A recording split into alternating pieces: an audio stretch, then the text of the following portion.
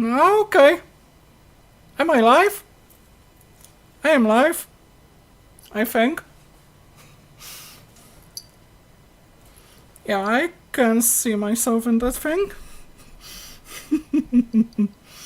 Hello everybody, it's been a long time.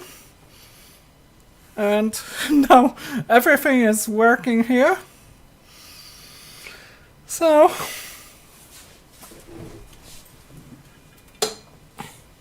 let's carry the vacuum tube witch.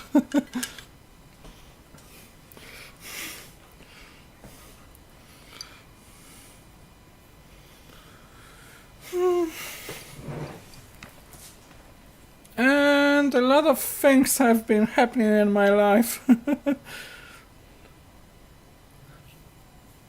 Uncharacteristically bright. What's so uncharacteristically bright? The lamp or something else?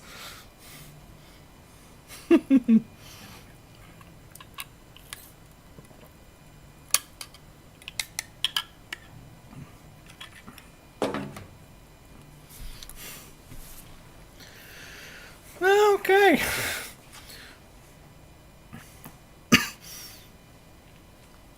My last stream, my last stream attempt was something like in October, so I think I lost some of my skills. More mood lighting. Yeah, because now it's pretty bright here. I think that the last time I did a stream it was in October, so it was pretty dark. It was after sunset. And when I did my regular live streams, those were on late Saturday nights, like Saturday or Sunday, like after Fran, but Fran did her live streams after big lives on Saturdays, so that would be in my local time. Big live would start at 22 hours, and then Fran would start at midnight, and then I would start at 2 a.m. And a few times I almost pulled an all-nighter, not streaming, but tinkering, because later on I would get on Discord on Big Live's community, hang out with people, maybe in the voice chat. Yeah, those were the days. 2022, when I was starting my channel. Now I've been running the channel for 3.5 years. 3.5, but my viewer base hasn't really grown.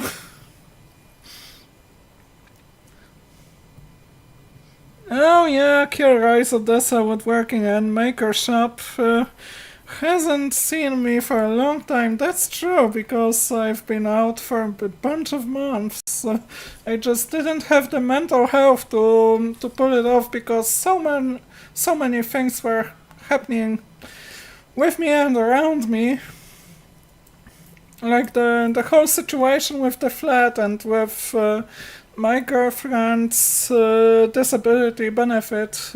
She was denied it and had to go to court over it. She regained it, but yeah, that was mighty taxing on our resources. Not a fun thing.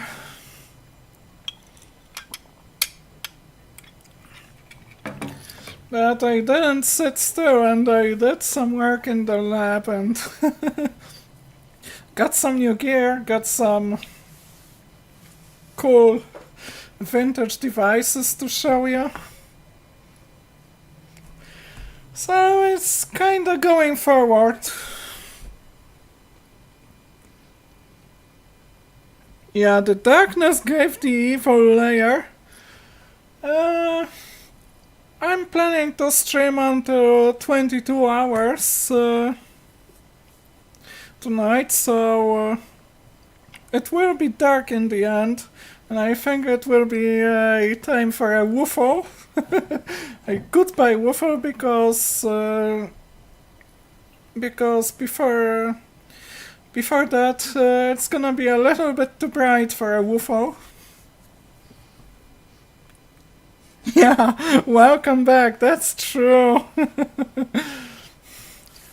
I've been planning to do my live stream for a long time, for months, and I just didn't.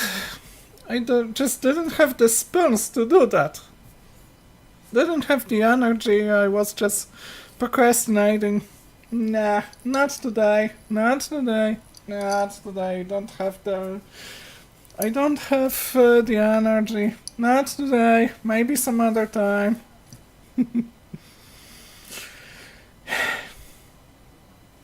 It happens. I was gonna do a live stream of the liftoff of Axiom AX4 mission that would carry the second Polish astronaut to the International Space Station. But this mission was first scheduled for 28th of May. Then it was postponed. It was to take place on 1st of June. Then on a bunch of subsequent days, but in the end it didn't happen because a leakage was found on the Zvezda module on the ISS, and any flights were cancelled, including the mission that would take Sławomir Szymański up there. So, no astronaut for Poland, only a bad president, the new fascist. Life is full of shit.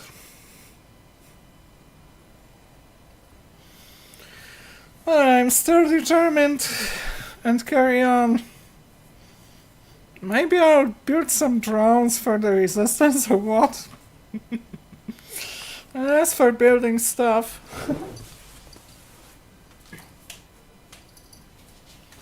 you might know this one. It was hanging up on the wall up there.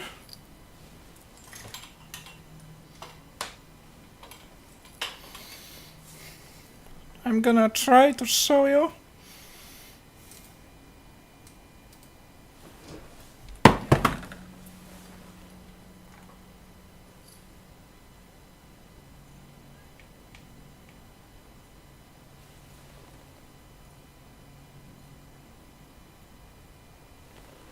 Yeah, that's the place where it used to be, and it will come back there, but I wanted to change it a little bit, because originally it had a 230 volts power supply and a high voltage LED strip, and I wanted to change it to 12 volts with a controller that's gonna remote control the device, turn on the light. Like if you take a closer look,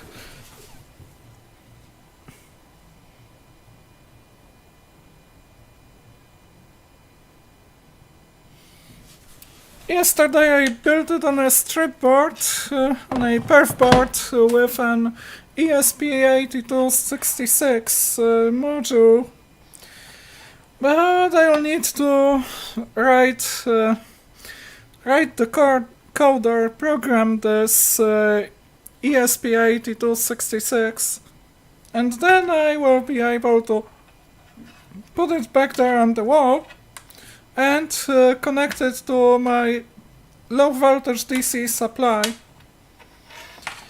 And of course I'm gonna control it from Home Assistant.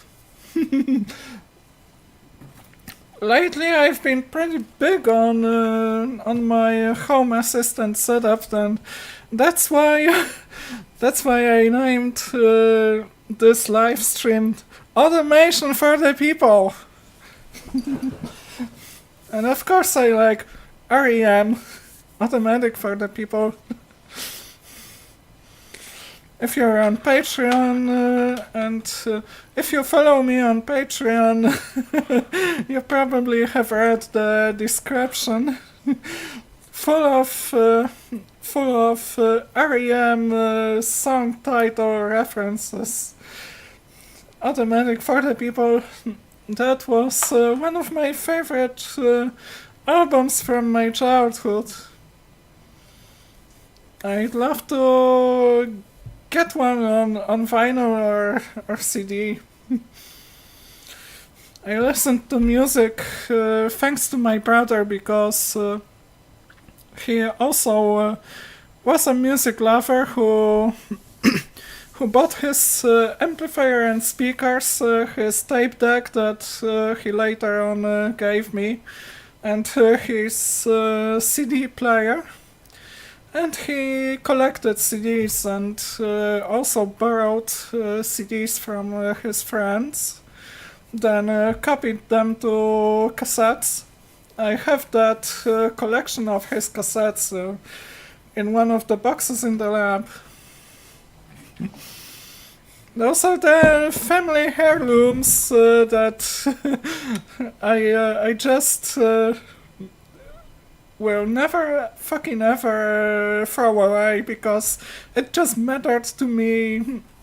It just mattered such a lot to me back then, and I still like coming back to those things, those memorabilia.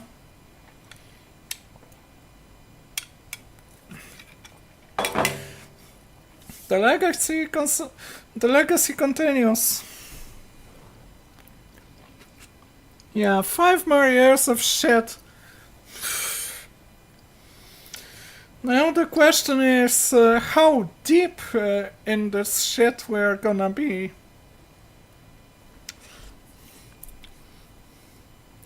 Does it have an AI integration yet? No!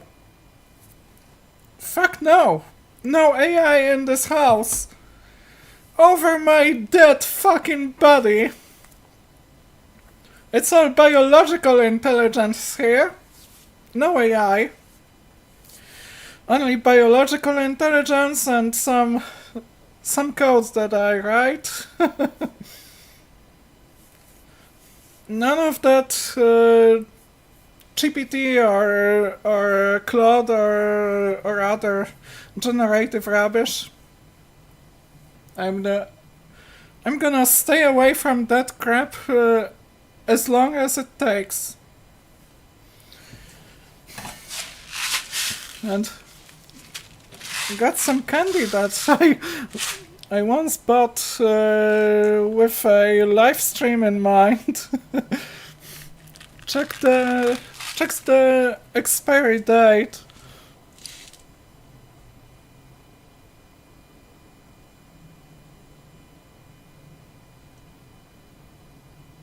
Best Buy May 2026. But oh, fucking seriously.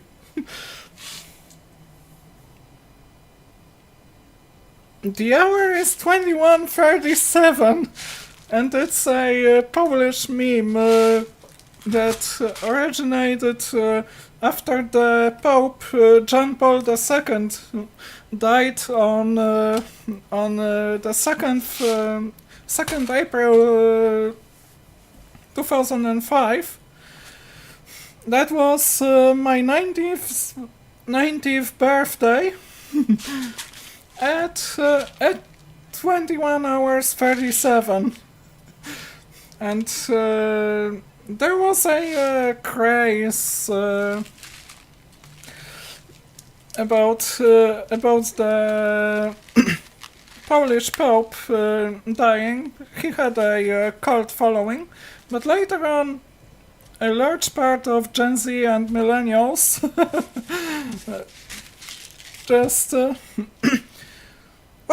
walked away from the church, from Catholicism, and saw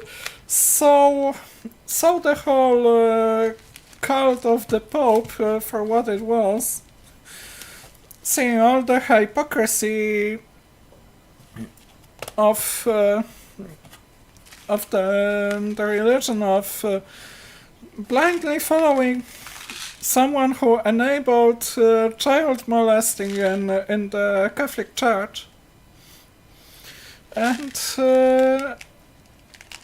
that's how the 21 hours 37 started off as a meme.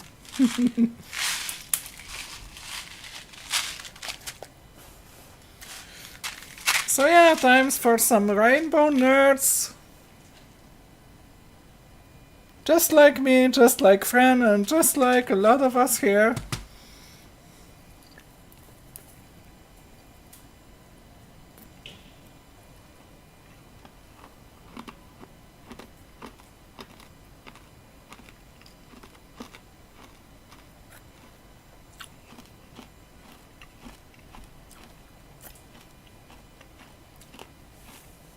Pretty sour. Haven't eaten this stuff for a long time.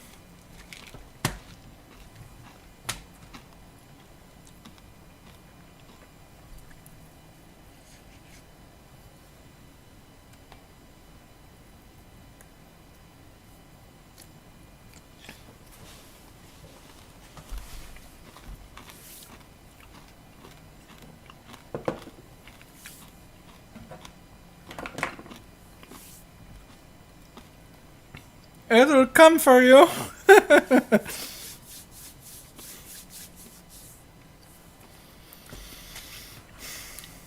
I think that it will come for me. But I hope that it will come for John Connor first. John and Sarah.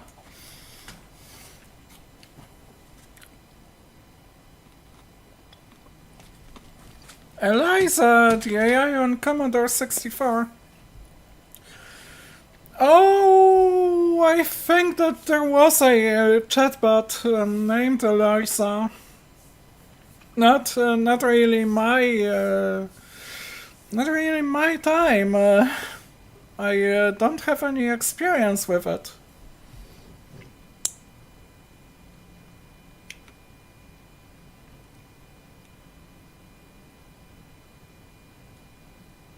Yeah, it definitely lacked genuine intelligence or consciousness, but the modern stuff like ChatGPT or Claude or Gemini, they are just large language models that are trained on enormous data sets, like all kinds of data, literature, language, images, movies, and they just use the statistics to regurgitate the dataset they were fed, they were trained on, to produce the most probable, the most realistic results, but they don't have any insight, they don't have any original thought, any creativity, let alone sentience. They might appear sentient, but they are not. They just make new text out of what they learned,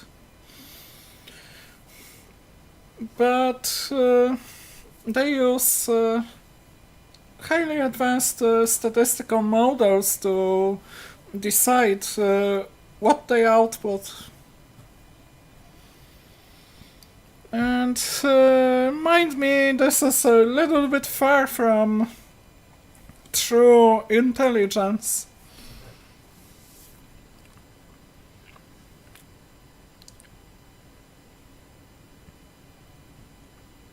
Yeah.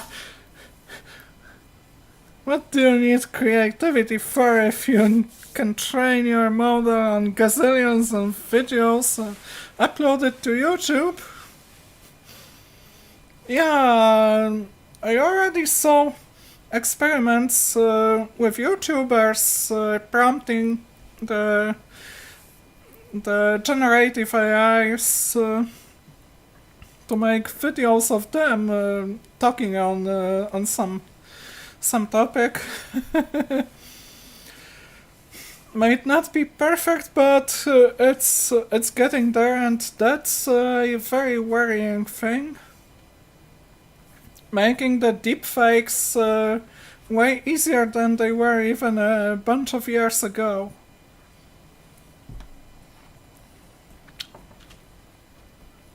So, back to automation for the people. Let's take a look at my setup, because I've got Home Assistant deployed on a Raspberry Pi 4. Part of the user interface will be in Polish, but yeah, system info,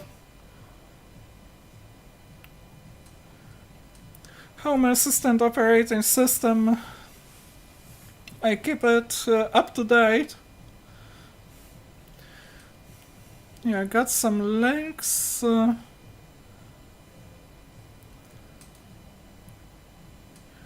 Yeah, the hardware, Raspberry Pi 4, I installed it in a metal enclosure way up there behind me. Like let's get over there.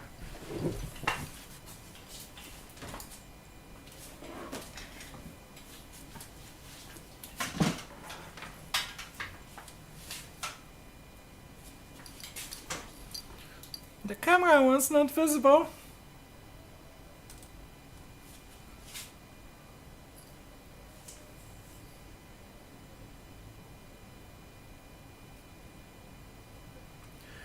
Yeah, right next to the EU flag, to the right, I've got a network node. Put the camera down.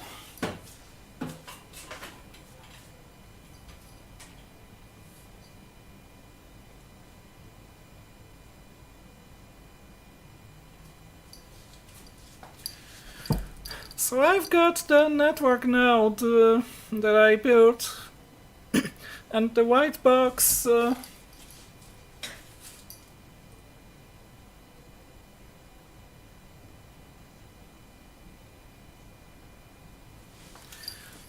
this one, it's a home to two Raspberry Pi computers with an uninterruptible power supply.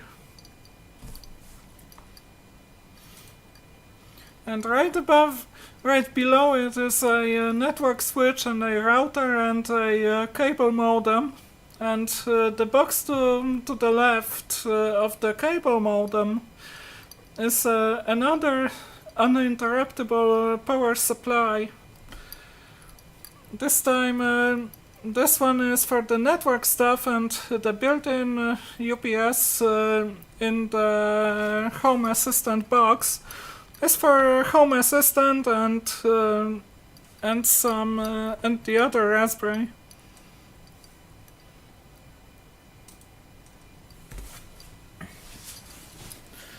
So that would be the hardware, and let's get back to the software.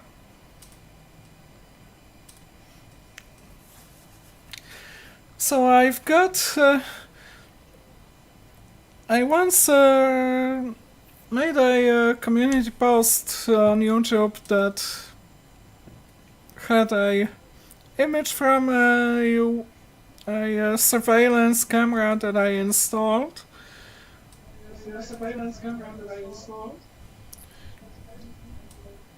Turn off the audio so as to avoid looping. But yeah, that's the live view in my lab. It's a little bit lagging, has a delay, but yeah, that's the whole lab from above. You can see the oscilloscope.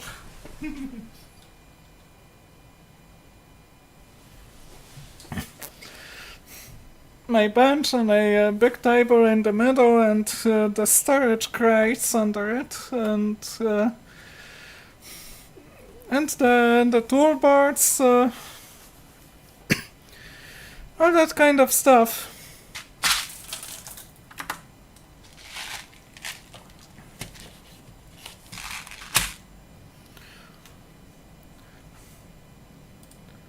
So that's the video monitoring. Now the studio.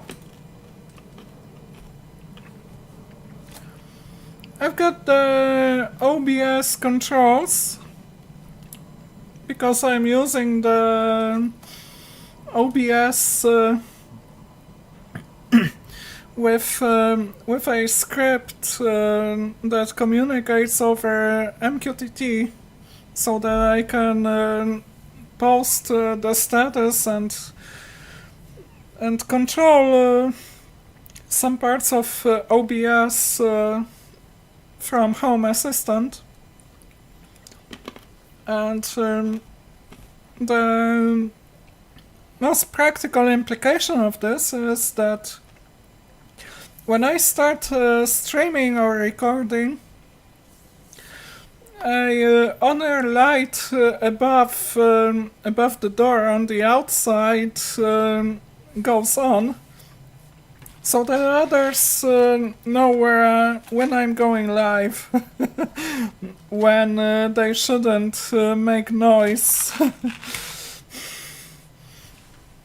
And I'm gonna add the honor light that was in the studio. Also, I'm also gonna control it from Home Assistant, couple it with this control, and it's gonna make a nice setup.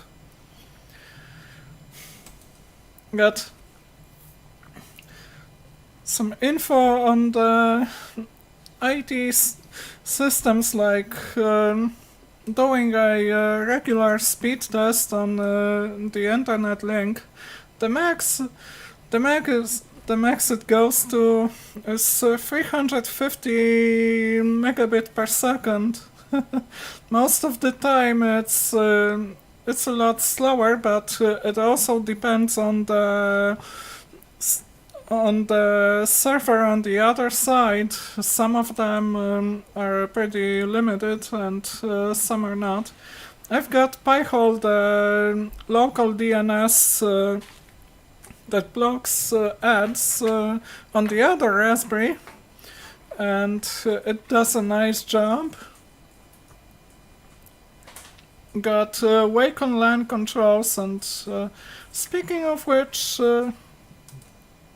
the Wake on LAN controls, I have one for the main studio PC, and for both little PCs I use for camera encoders, because I put the camera feeds on the local area network, as NDI, and then pick those NDI streams up in OBS. Heating, ventilation, air conditioning, now it's just water heater.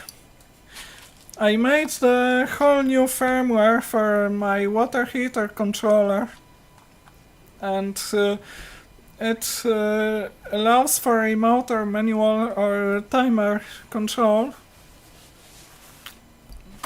Also, it also can measure the temperature and the heat capacity, how much hot water is still there.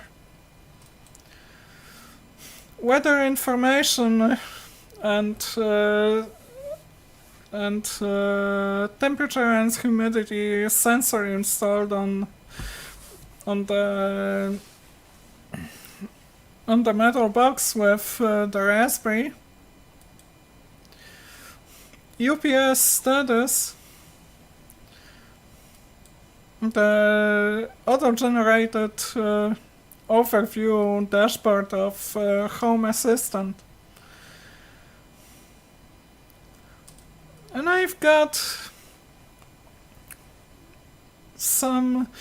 an increasing amount of configuration in the config files, though the Home Assistant community is slowly deprecating the configuration.yaml,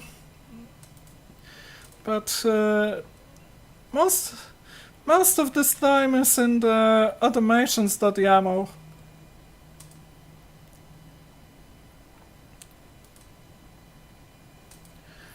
So that would be a little overview of my Home Assistant setup.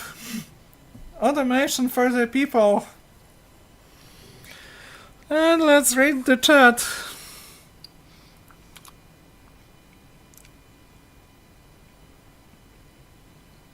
Yeah, we are heading AI tube way. Generating content you want to watch just for you. So that would be like imprisoning people in their small, teeny tiny bubbles of information. Teeny tiny personalized bubbles of information, not the community bubbles that you know from Facebook, from X-Twitter and other social media. Or shall I say anti-social? No, it would be personal media. What times to live in?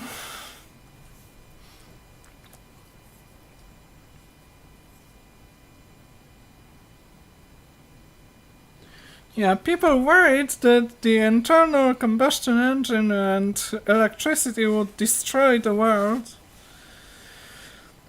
Yeah, kinda, though. I still worry with the global warming. And powers that be are trying to deny it. Though it was already known in the 80s, if not 70s.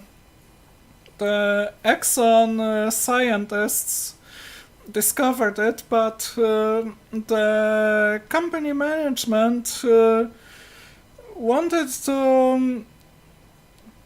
to sweep it under the rug because that would hurt their bottom line.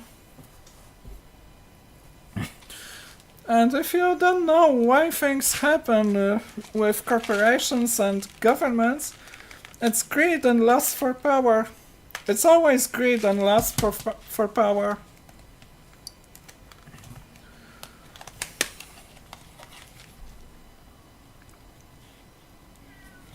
Creeping up on yourself. Yeah.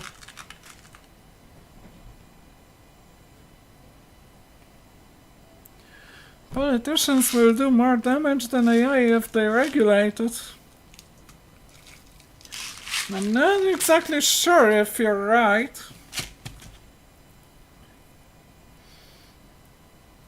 Keeping that sort of stuff unregulated, especially when It comes from to the massive power draw and the potential to manipulate masses of people to spread disinformation like no one's business. I'm just too wary of leaving that unregulated. Because, like I said, it's all about greed and lust for power, and now Neshik is coming my way.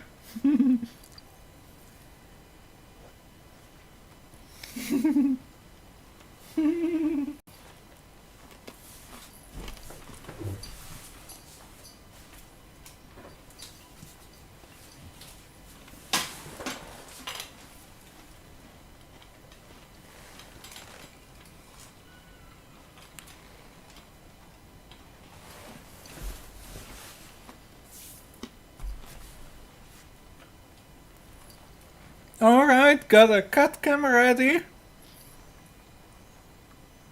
Wonder if he's gonna come again.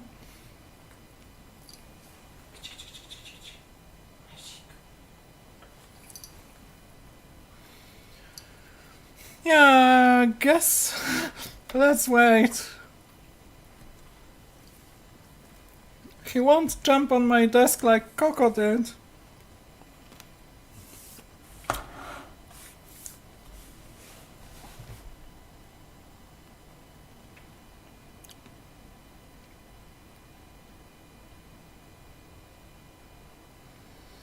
Just make sure you can control it without the need of electricity.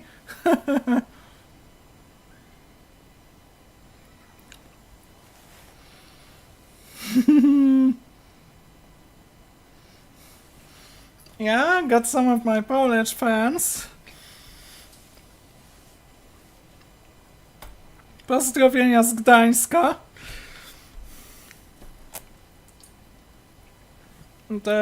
The historical center of Gdańsk. That's where I live and work.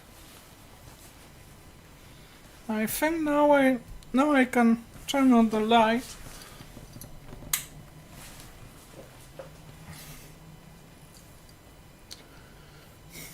Maybe a teeny tiny bit too washed out. But not so noisy.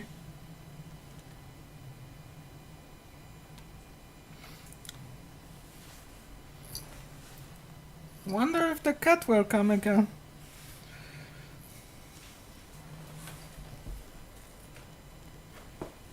And another little project that I made yesterday.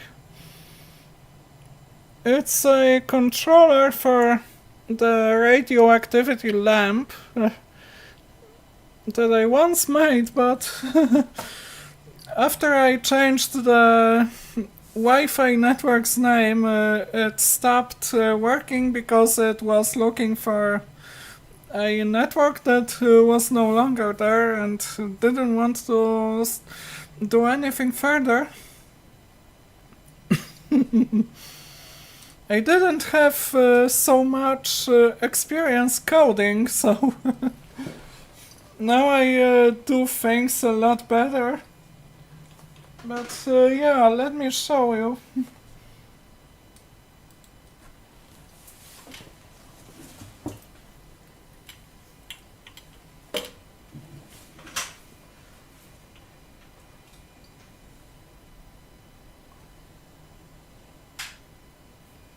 That's the one with my logo above.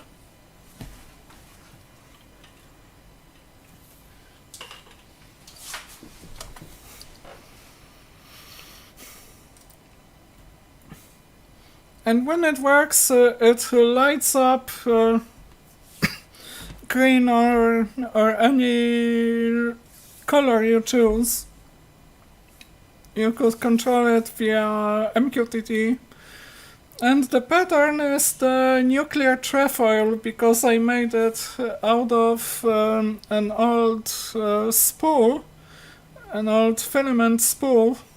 that has 6 partitions inside with a circle in the very center. So I came up with an idea to use the WS2812 LEDs in 3 of those partitions and in the center, forming a nuclear trefoil. And yeah, I decided it was time to work on the new controller for this thing. I'll have to get around to writing the code and uploading it to another ESP8266 module. Then I'll install this whole board in the lamp, hopefully getting it going again.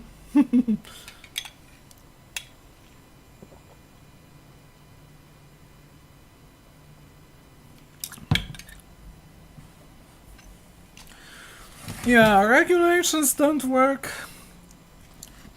Regulations work only if you intend to use it legally. Shady agents don't care. There is a certain wisdom in those words, I have to admit. Criminals ain't gonna give a shit.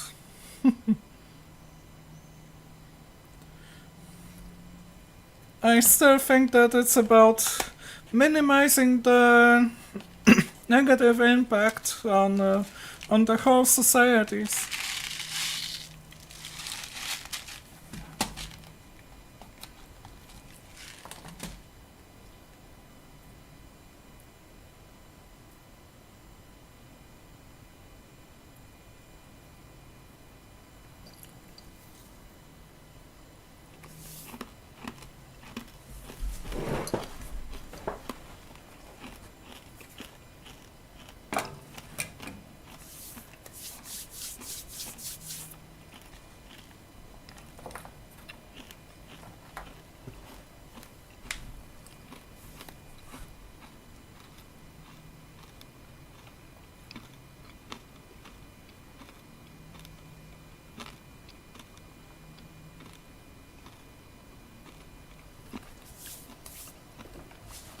Oh, Joras, I run all of my home automation stuff locally.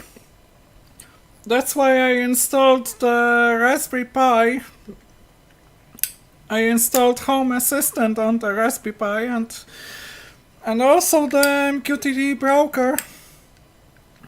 Because my philosophy of smart home, of home automation, of the Internet of Things, is that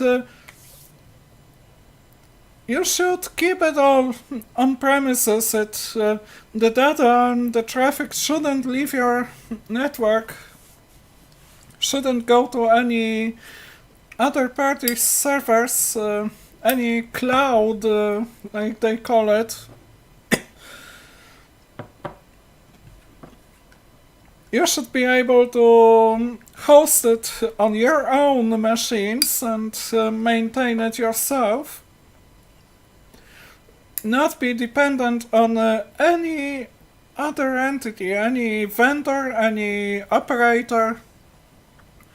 You should be able to keep it running for as long as you want locally.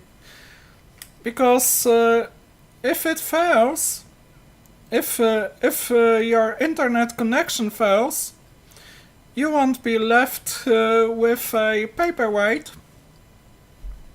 You'll still have an operational device. And speaking of which, very critical systems, like if something is safety critical, I would advise against automating it or if you really want or have to automate it, then you should provide a fail-safe way of controlling it, like a manual control on the device itself, or some kind of a manual override system, like if it's a smart door lock, you should be able to open it without any electrical or electronic device in the loop. Make it fucking fail-safe. Make it fucking fail-safe. Make it reliable. Make it really smart. Hey, Josh. Yeah, get rid of Alexa. It's a massive data drain that goes out of your house. All the recordings, all the data that goes to Amazon. There's just no privacy in it. I would never even consider using Alexa or anything that takes the sensitive data out of your space and sends it over the internet to some company. And the camera, the surveillance camera that I showed you in a Home Assistant, it was one of those smart devices that sent the data to the vendor, to EasyViz. So what did I do? I just blocked it on my firewall. Everything except for the network time protocol part that otherwise it would think that it's still 1st January of 1970, the beginning of the Unix epoch. Everything apart from NTP I blocked on firewall, so it doesn't phone home at all. It just can't do that. And I figured out how to access the real-time streaming protocol on the camera, so I could view it on either in VLC or make Home Assistant see the video feed, video and audio feed.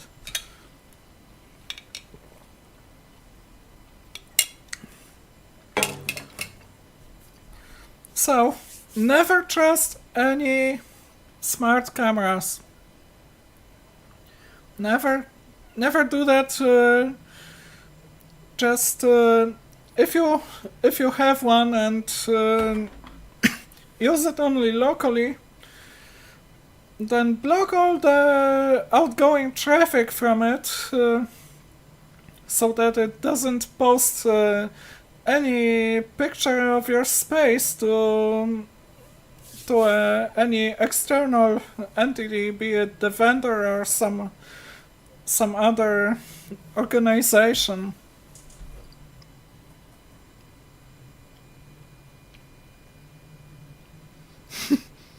What do you mean? You don't need to be able to switch your light on from anywhere in the world?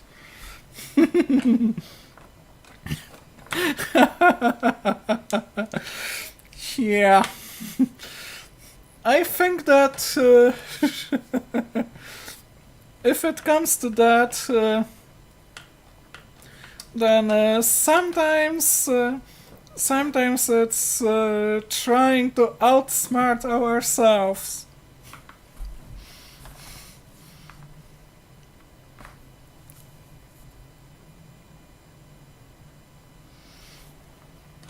like I have no reason to have to control devices at home from outside. But if I wanted to do it, if I needed to do it, I would just set up a VPN to my local network and do it all through the VPN, because that's what the VPN is made for, accessing the devices in your network from some other location in the world. No matter if you're a road warrior, like a sales representative who needs to access the resources on the company intranet, or if you have two locations that should have the same local area network despite being physically distinct. That's the use case for VPN. And what's touted as VPNs on the internet, on the numerous advertisements and sponsored blogs of YouTubers, this is merely a proxy. Sure, you can send your traffic in an encrypted form through that VPN, but the use case, what you use it for, it's a job of a proxy, not a virtual private network.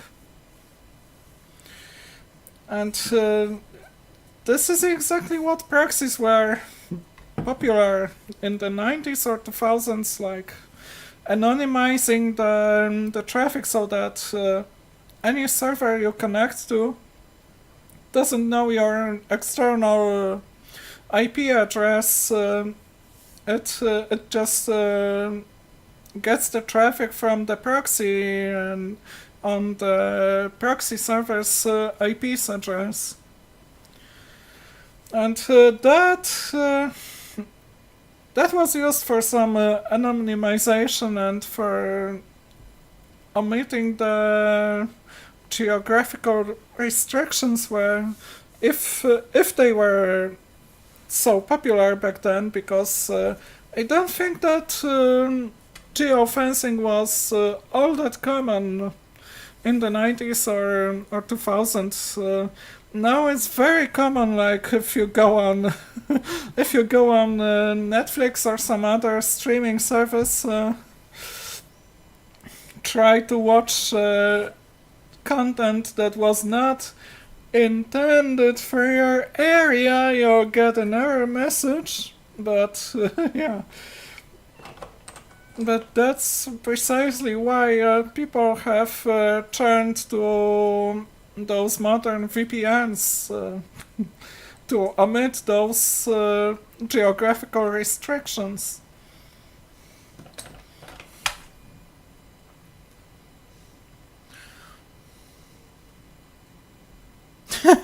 Door locks with USB sockets for powering up from power bank.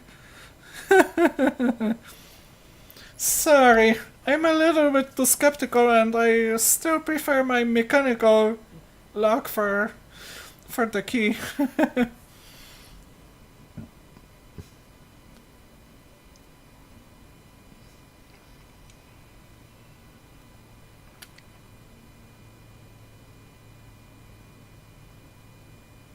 I almost forgot how to turn on the light manually. You know what, Ryan Labs?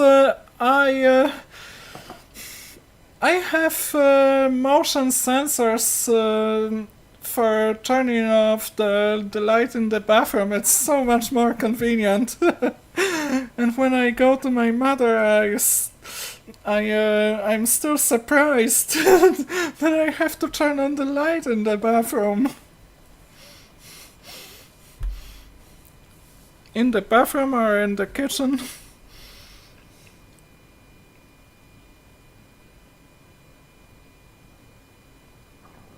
Yeah, police here, if you have a ring, you can access without a warrant unless you opt out. Just how... Just how fucked up of a situation is that?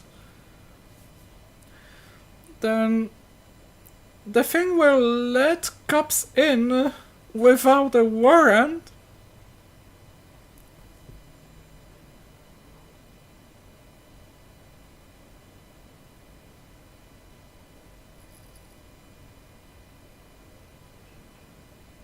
Now I'm shocked.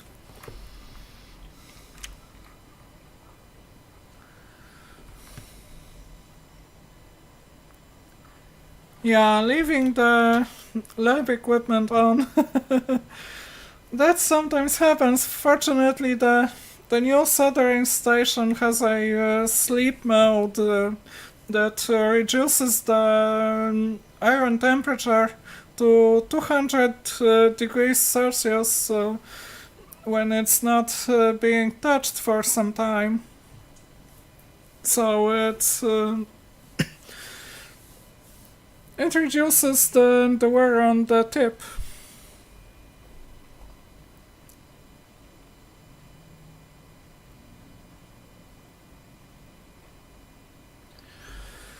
Yeah, genuine JBC tips.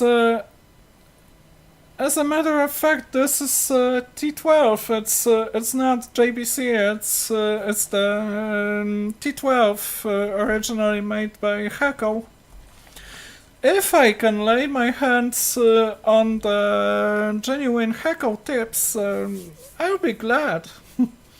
But now I've got some decent quality tips from OSS Team. That's also a pretty good manufacturer.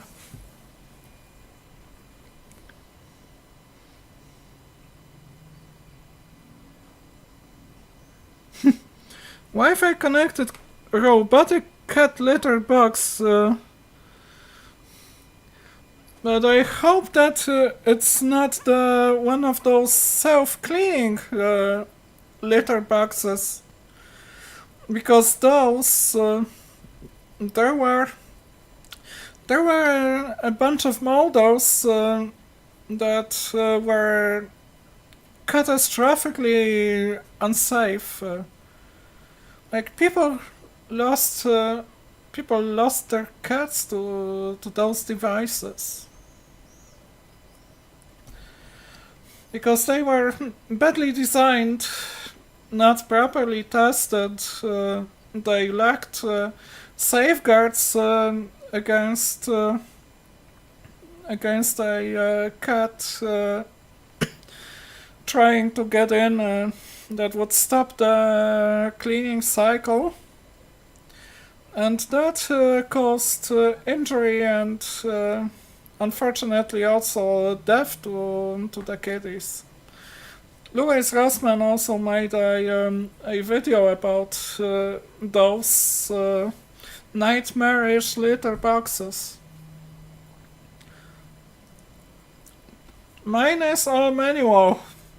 The hands of yours truly do the job.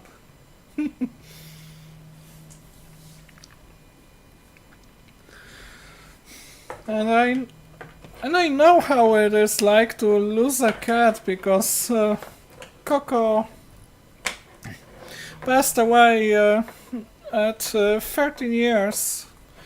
He passed away in this May. I still miss him. And recently YouTube decided to suggest a short video of Coco pairing. Maybe I can find it. One moment, please.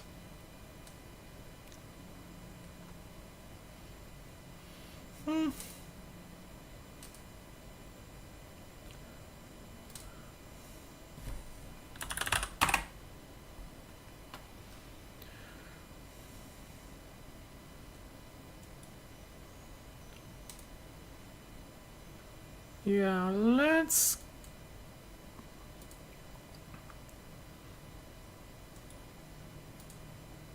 That would be one.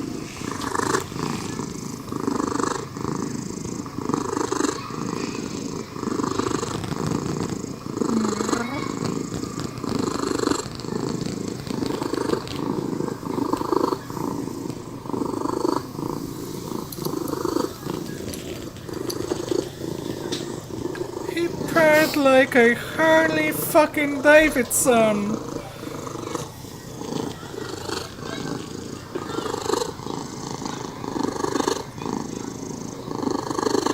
Such a sweet cat.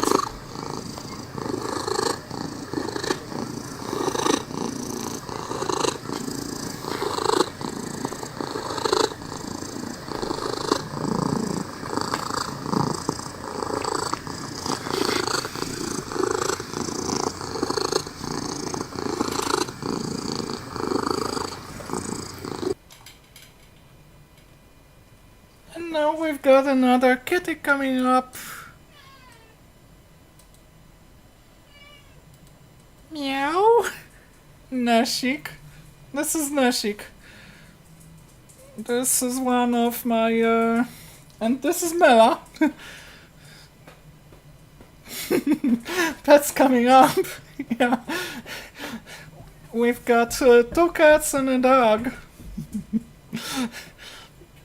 Now that my girlfriend's mother moved back here to this flat, she lives upstairs.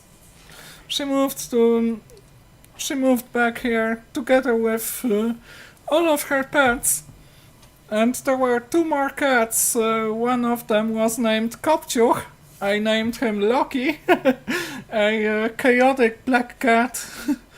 And also a tabby cat named Felix. But those 2 cats have gone missing. Because she lived in the countryside where all the cats were the outdoor cats, and she lets them out while living here. Coco was a strictly indoor cat, and the rest they are those outgoing kitties. So 2 of them have gone missing already, unfortunately. Now it's just Nashik and a black and white female cat named Yoko, like Yoko Ono. So we've got 2 cats and a dog. And Mela the dog. Today morning I had an incident with Mela shitting on the floor in the lab. So I had to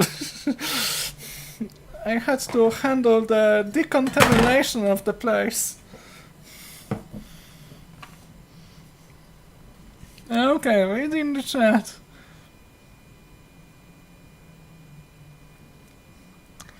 Yeah, the China clone tips. Yeah, they are shit. If I if I do more of the precise surface mount soldering, I might consider getting a JBC style soldering station for the C110 and C210 and C245 style tips. But now I'll go with the T12. I'm already very happy with how those integrated tips work. They just heat up so fast.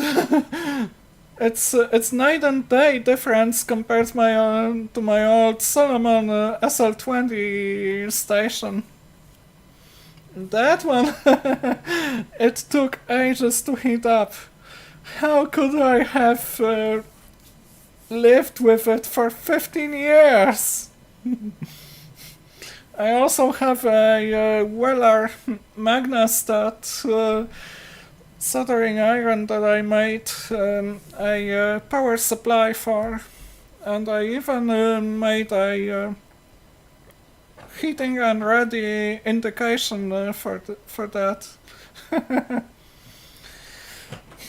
I sometimes use that one, but not that often. And I think that I'll take the Solomon station to my mom's place, because I sometimes do electronic repairs there, so I'd like to have a soldering station, a meter, and maybe even an oscilloscope handy at that location. Now, there's a lot of oscilloscopes in this place.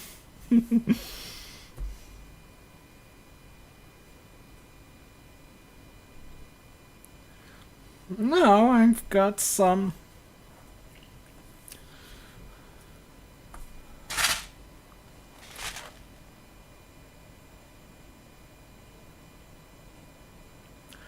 I've got some not so nice error messages from YouTube. Error, YouTube is not receiving enough video to maintain smooth streaming, as such viewers will experience buffering. And I don't know why this is the case.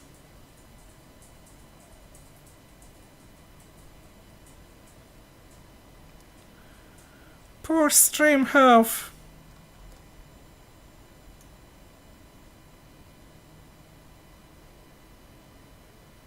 Okay, now it's back at excellent.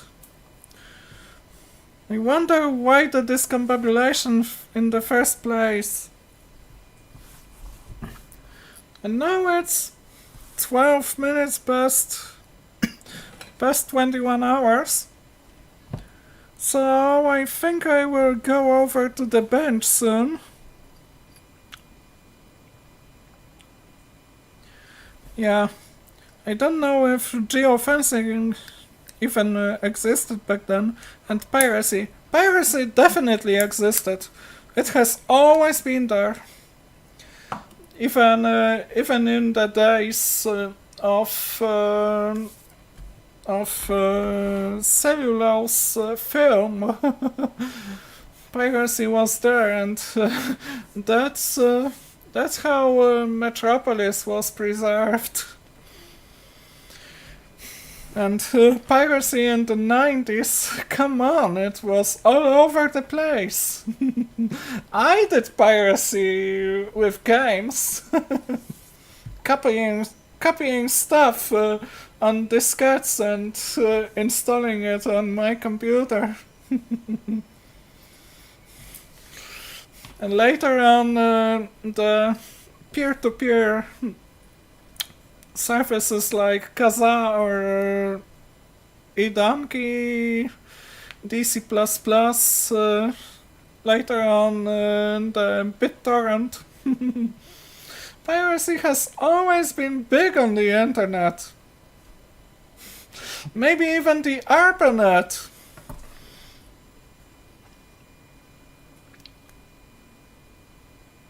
Oh, Rain Labs, that would be appreciated.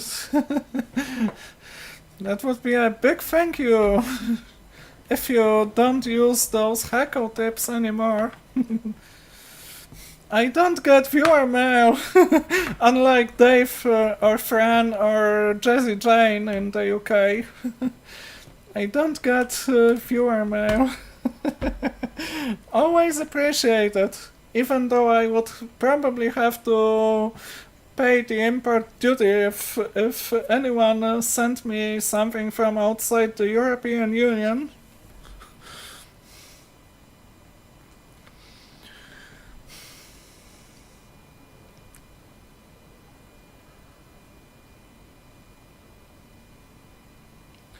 Oh, that's good to hear, Gary. At least your unit seems to be well built. Can never go to cheap when safety is important.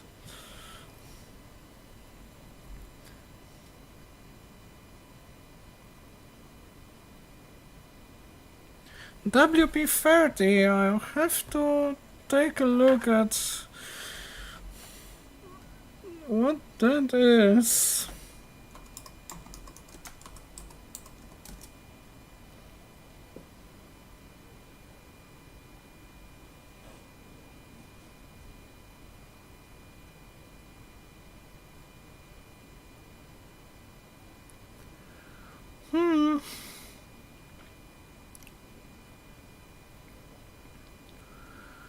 Yeah, looks pretty old school.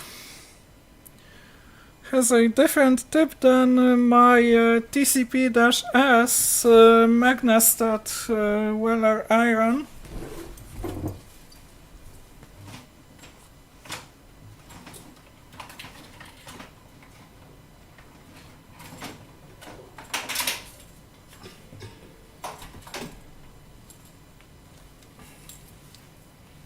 That's the Magnastat iron that I have. I once made a video about it, how this thing works.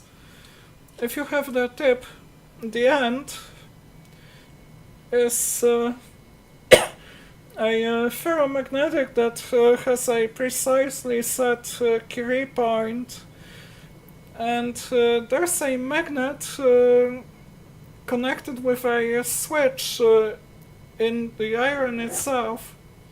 Normally, the end is ferromagnetic, and it draws the magnet, switching the iron off.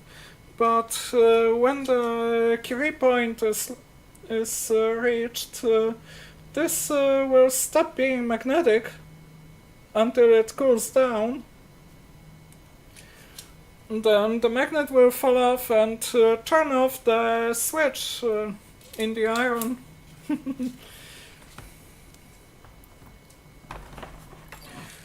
So the temperature is defined by the tip itself. You had to change the tip to change the temperature.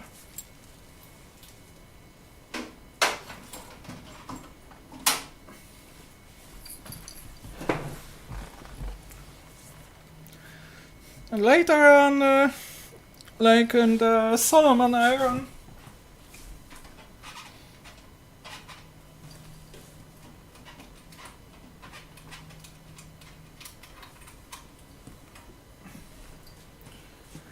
the way to control the temperature was to include a sensor, be it a thermistor or a thermocouple inside the heater, and the sensor would sense the temperature of the heater but not of the tip.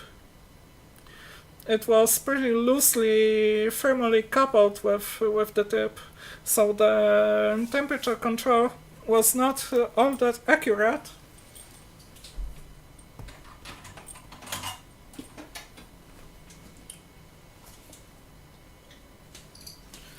And those modern cartridge tips like T12 or C235, they are all integrated.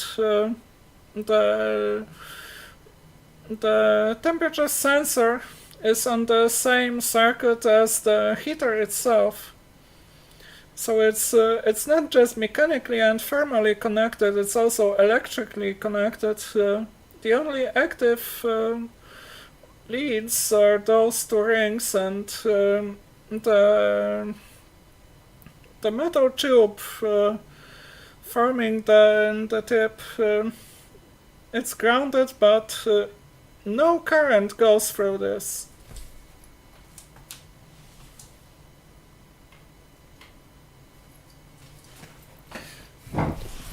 And there's also some higher magic involved in the medical soldering stations. That that's I don't know exactly the principle of operation of the medical station. Bob Darlington would know it because he has one, but I don't think he's watching right now.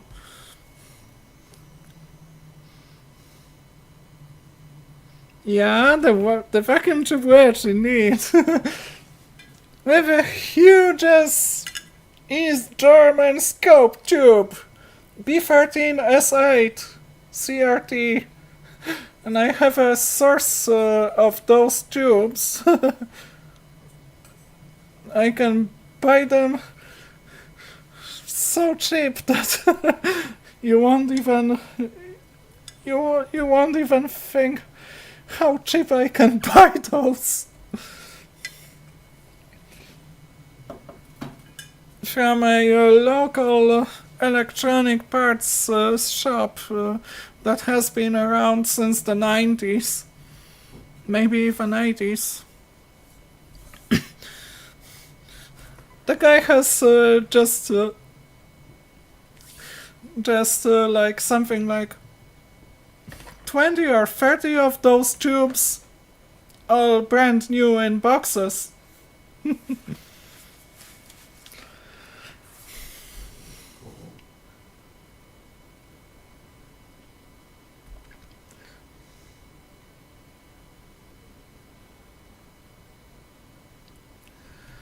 Import duty is not due on gifts below a certain value.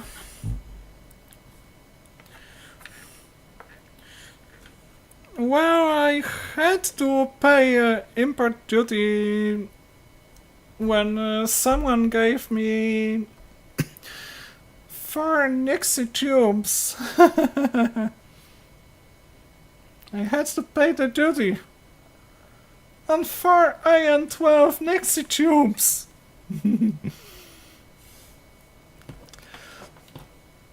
Also, I had to pay the import duty on both of my Fran Lab t-shirts. But that would be a thing that I bought rather than was gifted.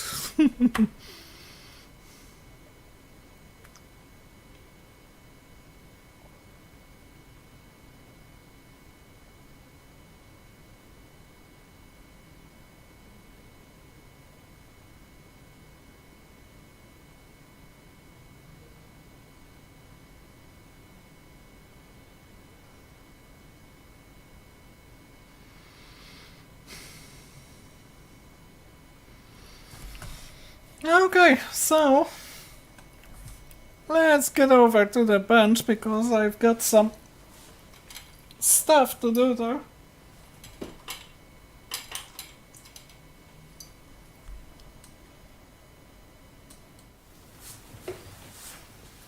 Watch your eyes, the light is now coming on.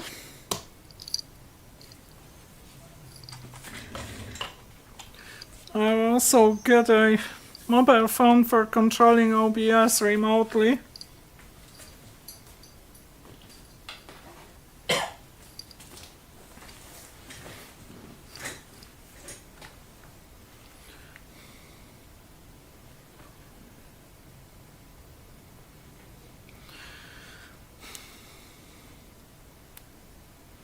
So yeah, OBS blade.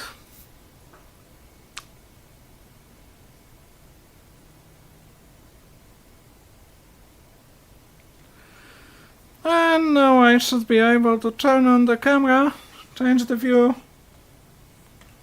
That about should do it.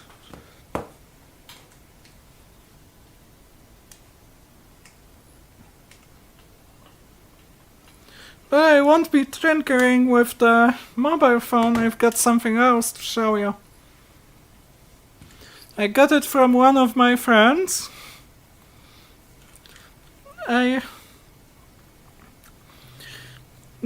It has markings in Cyrillic, 25th of February 1972. has something like a screw on the back side, a hole on the bottom side, and some markings. And what if I open this? It reveals a millimeter.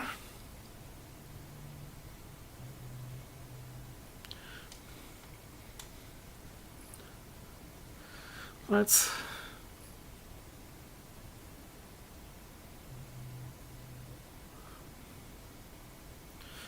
darken the view a little bit.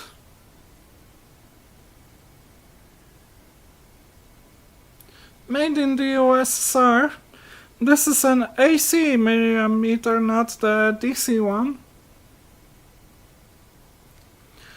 It goes from 50 Hz to 30 megahertz. Radio frequency stuff. Looks like something made for the military. So, don't turn it on. Take it apart.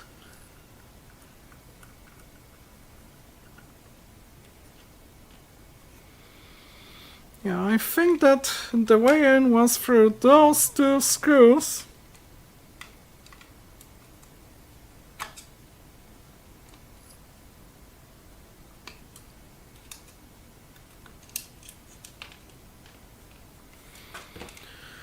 Because I already took it apart once.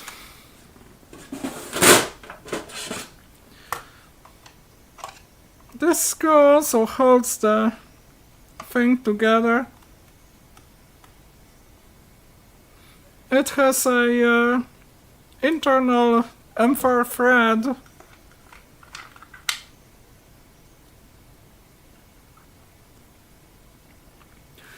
M4 all along. So now I can take the guts out.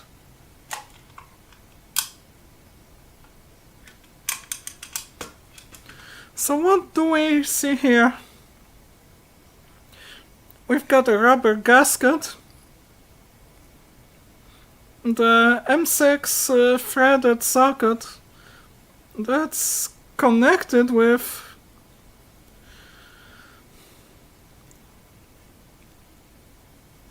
something.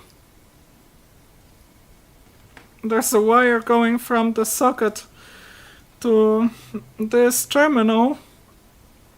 Then there are two resistors in parallel. Both resistors are 100 ohms, so this is a 50 ohm 4 watts resistor. Possibly a dummy load for testing the antenna circuits, like if you connect it to a small handheld transceiver, then you should be able to see the current flowing into the antenna. And this will work as a dummy load for testing the transmitter.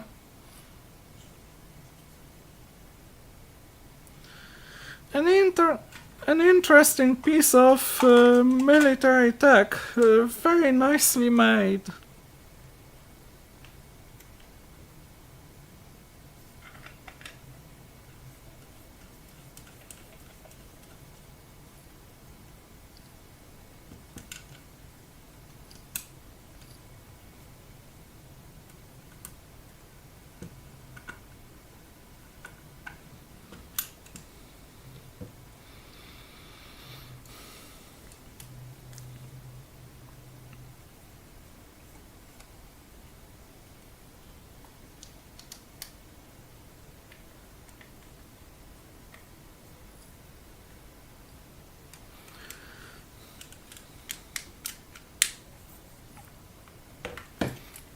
Okay, another device.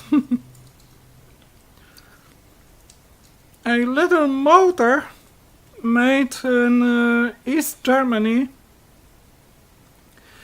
This one was taken from an a vacuum organ that works a little bit like an accordion, but it has a blower for sucking the air out of the chamber. And this motor, unfortunately, it's blown, no good anymore. And 22/86, so it was made in 1986, I think. And this motor was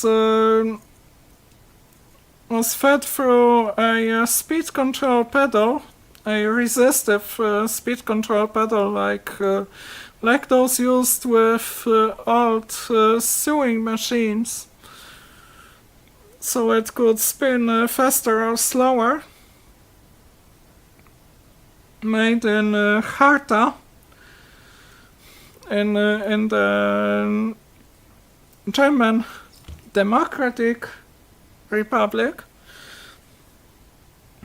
And the organ was purely mechanical.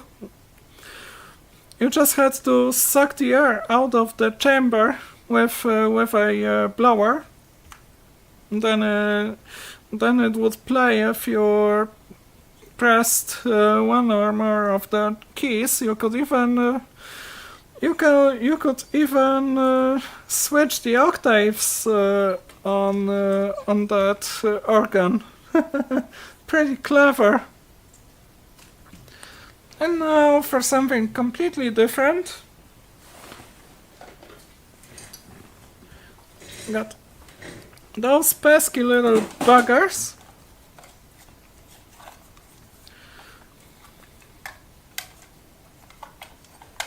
Pulse counters. They are pretty dirty, but I think I will clean them.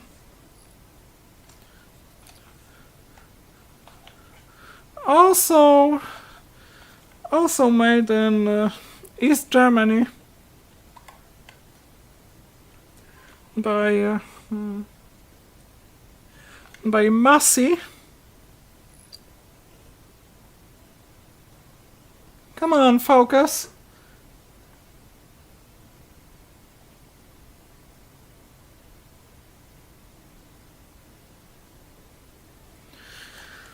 One of them still has a nameplate, so it should have 2 windings at 24 volts.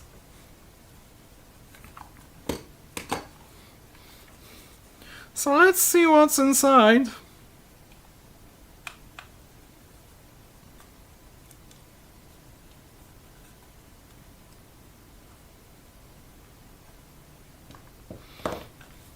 Now I should be able to take this off. Of course, there's a reset button that can also be sealed against accidental or intentional resetting. I think that those pulse counters were sometimes used in phone circuits.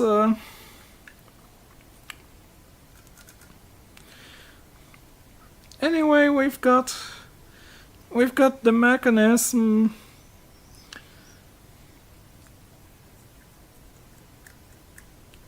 Where's the driving mechanism? I think it's the solenoid's armature. If I push it, it comes upwards.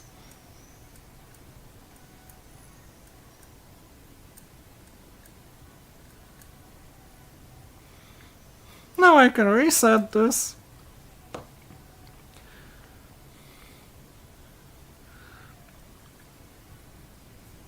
But I can also move the coil out, but first I will get the connection block out So there should be 2 windings, right? There should be 2 windings. There's just one. S2 is it's not there. It's not there at all.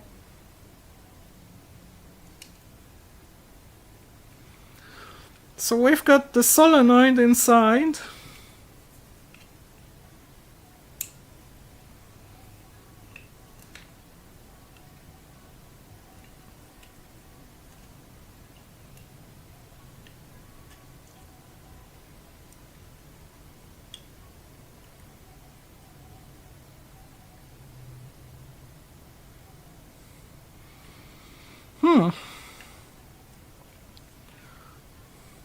Taking the solenoid and the armature, this is gonna be a little bit of a problem.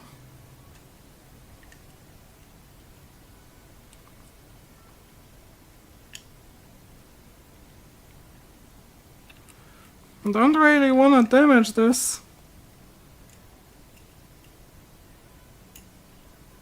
So yeah, I guess I'll put it back together.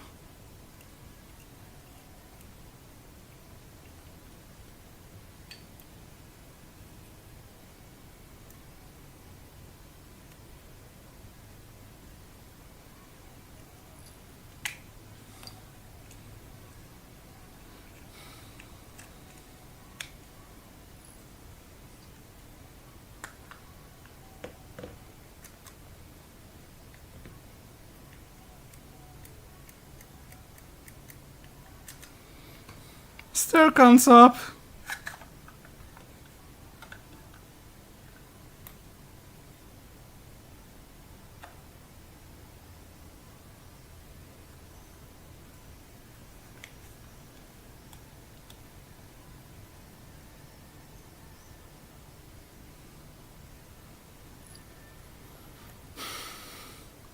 So maybe I should test it.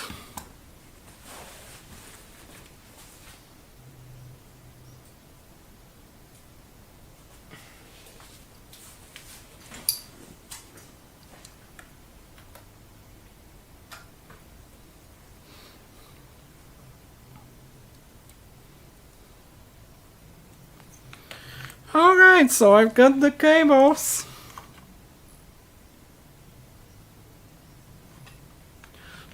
Hook it up to the 24 volts power supply.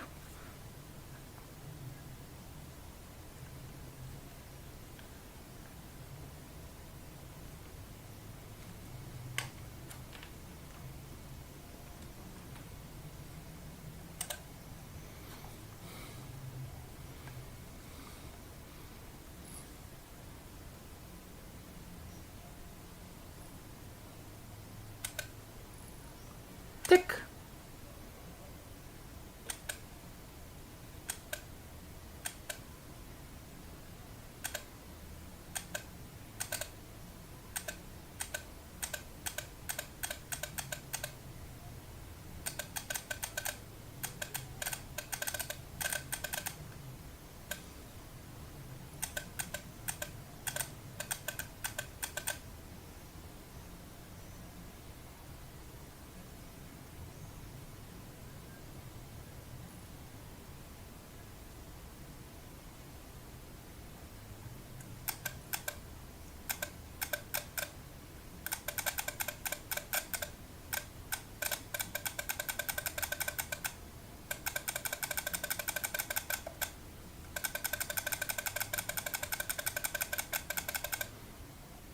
Loveliness. Alright, let's test the other ones.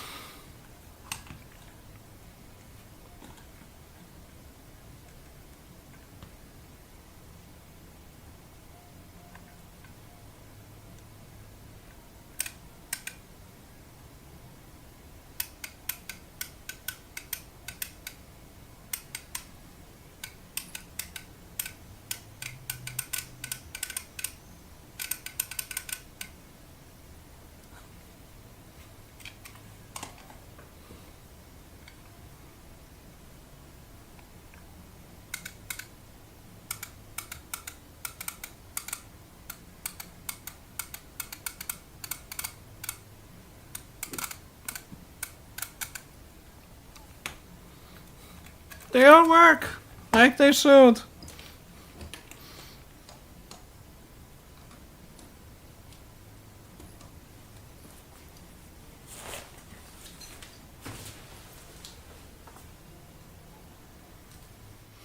Okay, back to the desk. Looks like it's 21 hours 40. So, slowly winding it down and reading the chat.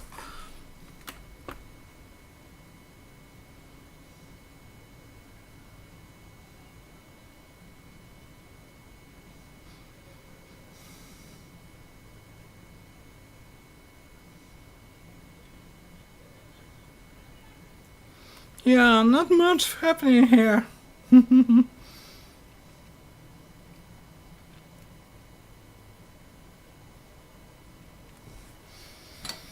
Yeah, good to know about those duty and tax regulations. Thanks.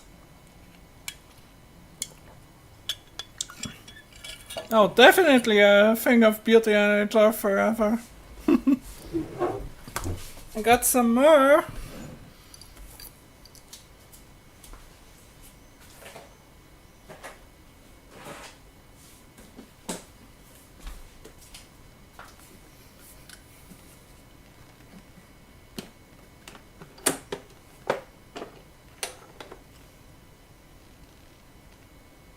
Hi. Is that Fran? Yeah. Again in the lab, right?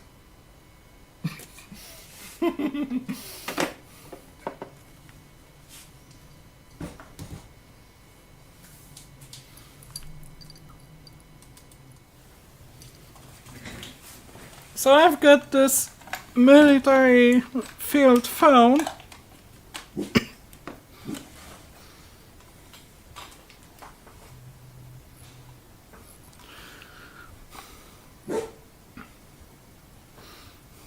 An old Polish one that I don't have the battery and a second phone to test it fully, but I can tell you that one thing works for sure now that I repaired this.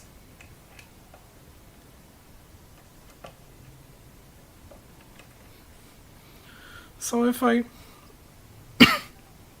short circuit the line,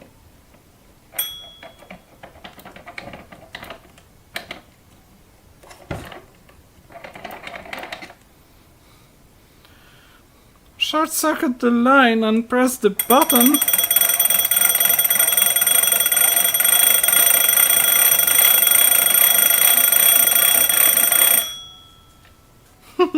pretty nice. I think I'll make a video about this phone, especially if I get another one and connect them to make a proper phone call.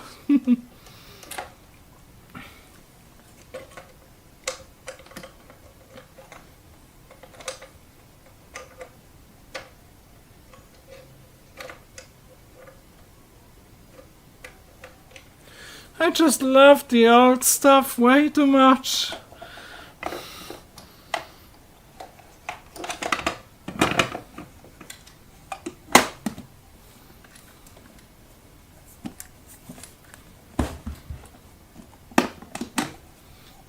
It even has a plaque with a schematic.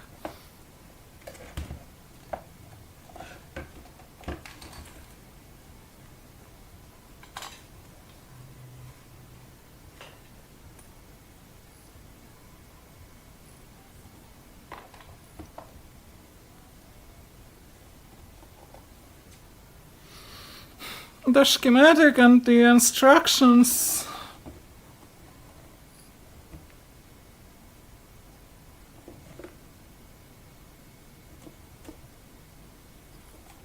And the internal connections.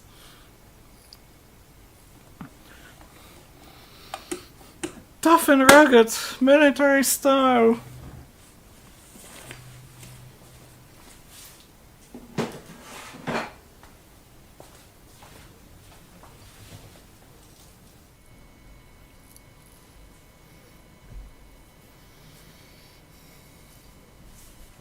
if I get another phone like this, I'll definitely want to make a video about those phones.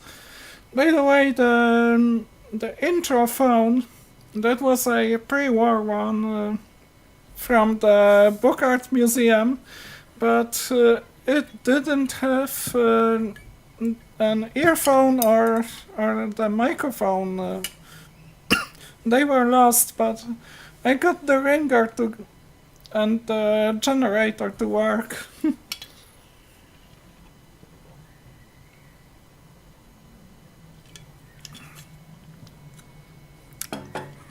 Yeah, Joe Ross, a real new mobile phone from back in the 50s, 60s, 70s.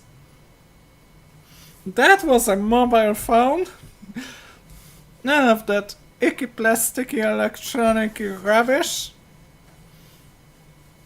That was a big mobile phone and you had to move it, turn the crank to call someone. You had to be mobile to make a phone call with this thing.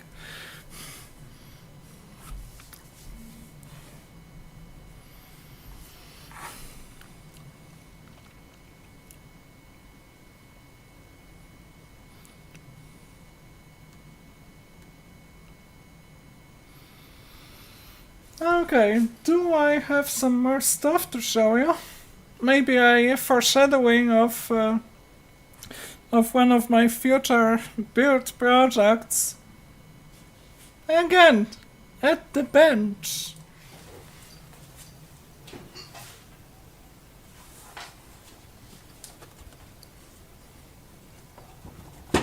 So what is this thing, you might ask?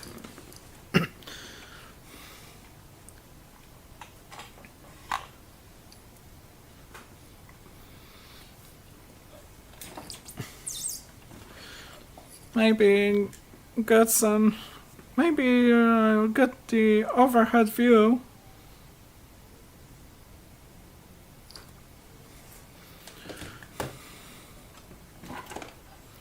So, looks like an old enclosure rack mount for 2U. With some hose. This was a 700 watt UPS. I'm gonna use the enclosure as a enclosure for a preamplifier. I got a box full of resistors. Got two of those lovely decibel meters made in the USSR that would go right on the front panel. Something like this. And I also got some loose parts. Capacitors, knobs, whatnot. But this one takes the cake.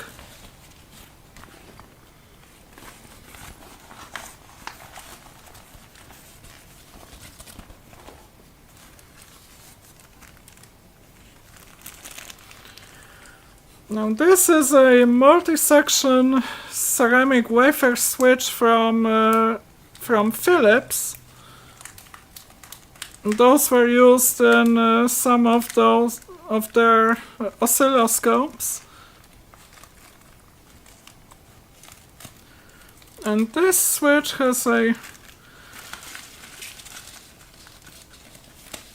order number or something like that.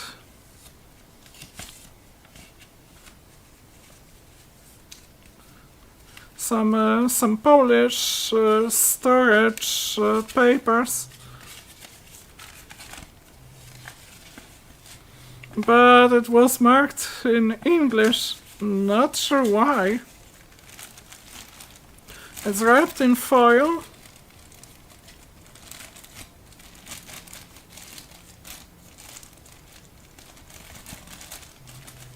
Look at that thing of beauty.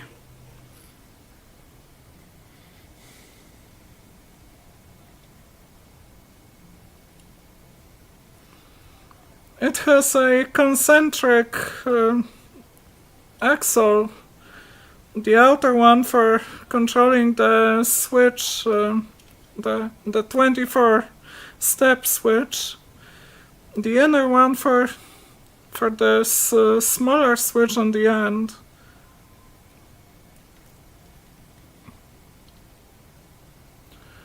And they are coupled here.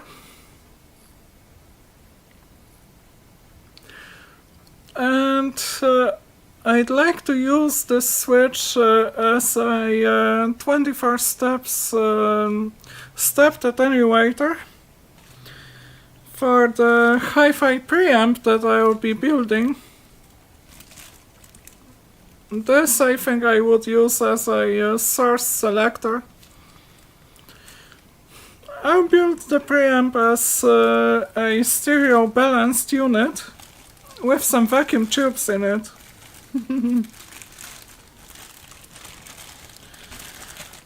Time to get back to building hi-fi stuff. That's gonna make a thing of beauty.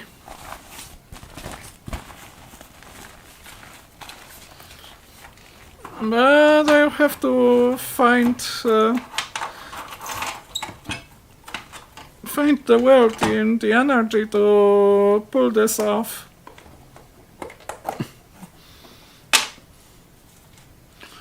Like, I built my phono preamp in 2020, and before that I built my vacuum tube amplifier in 2013.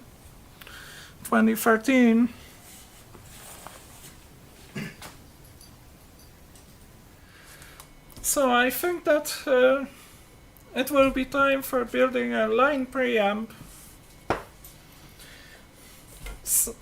To some extent out of salvaged components.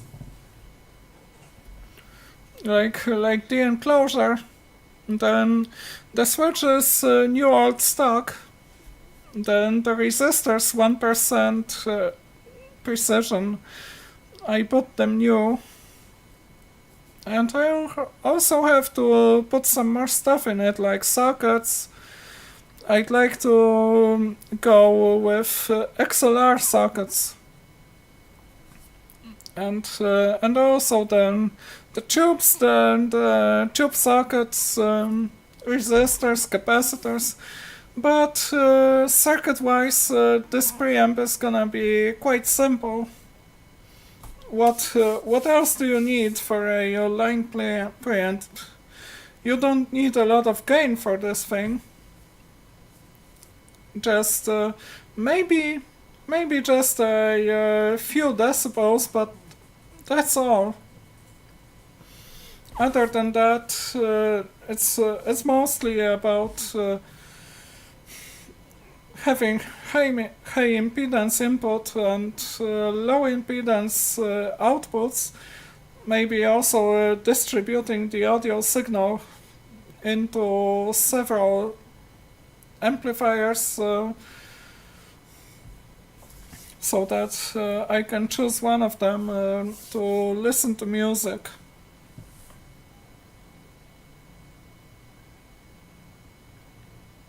Yeah, never throw out stuff. It may come in handy one day. That's true. That's why I've got this entire parts storage in my lab. And also some old gear in the vault. I appreciate any vintage electronics. And some of that I will take apart if it's in a bad shape, or if I have many identical units that I can take apart while keeping the best one for preservation purposes. But yeah, I took lots and lots of electronic devices in my life apart. That's how I got so many components to build stuff with. I still buy parts, but reusing the vintage components like tube sockets, this is my way.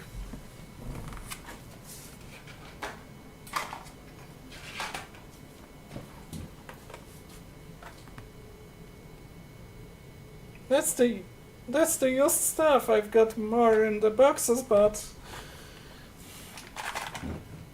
yeah.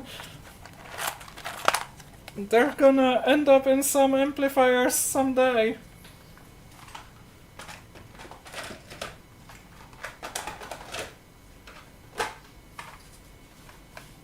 Also salvaged terminal strips.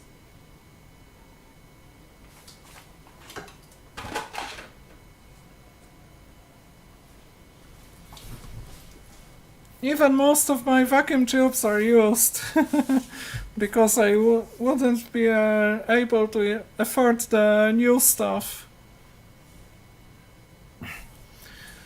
So, and I've got 2 big boxes full of transformers right under the table.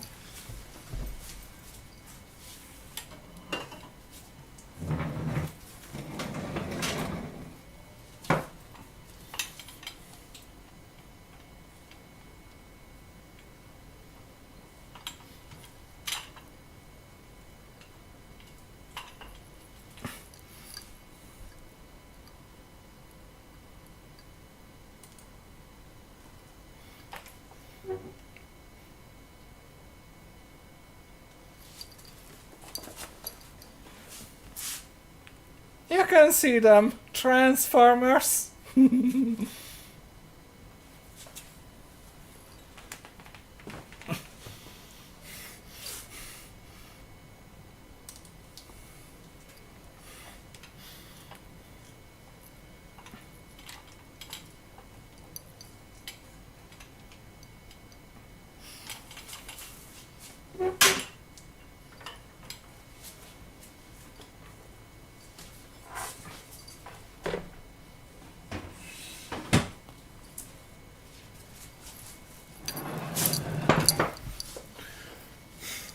Needs to get a better chair for the desk. The old one broke down. Still gotta get a new one. Of course, a second-hand one.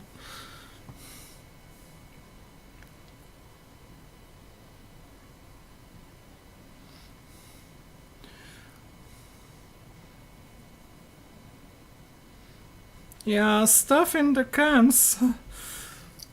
There's boxes of stuff and boxes of stuff.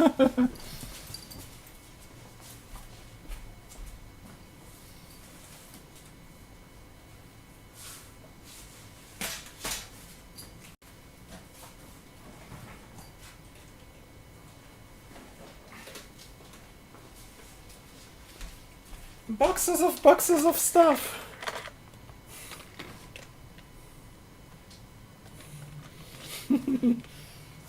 Some of them marked and some of them pretty discombobulated.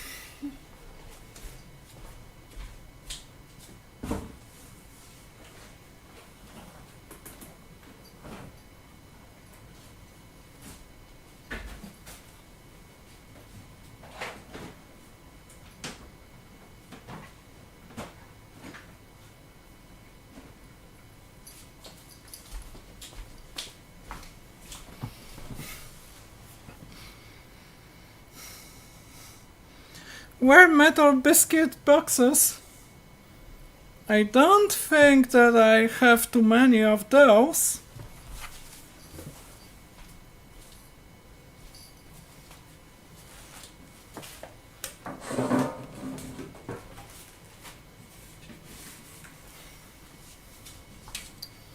Got one empty one. I used to keep my nail polish in this.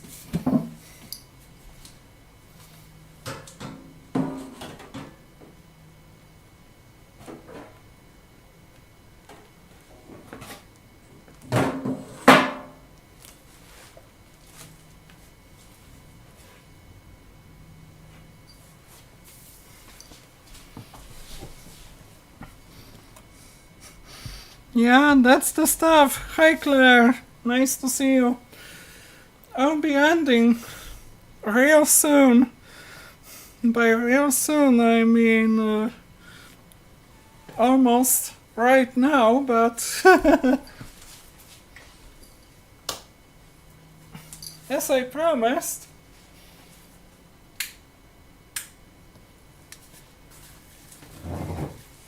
you know what this means. I haven't forgotten.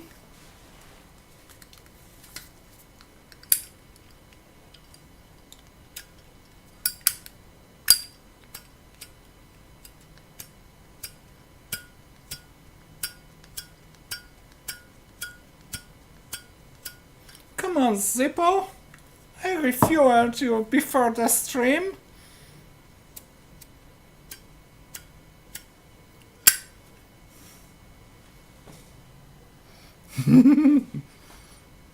Of course, playing with fire.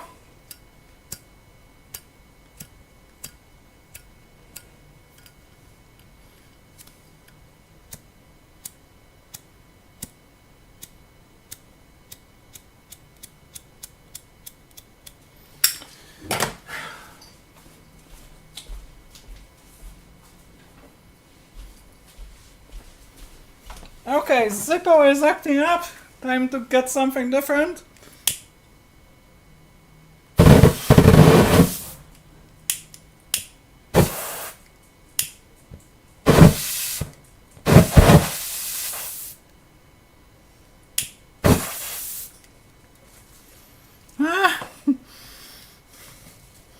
Doesn't waffle as good as it did.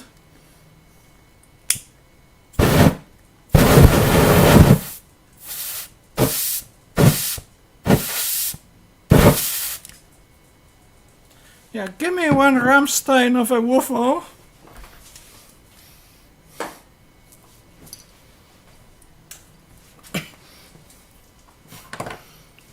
Not as good as it used to be. Okay, so time to wrap it up. And maybe I'll do another live stream. Maybe in a week or two. Time will tell. We'll see. And I'm gonna release a new video this week with a Geiger counter and a failed attempt at repairing a Geiger counter. Unfortunately, a needle meter in the counter failed and the winding is broken. I'll have to find a replacement frame with the winding and the needle. Then I can fix it. I don't know when I can find a suitable replacement though, because it's one particular type of a needle meter. And anything different, electrically or mechanically, it won't work well with the circuit. The waffle is powerful in her. Yeah. Still carrying on. I still carry on. Okay, so for the time being, stay determined and carry on.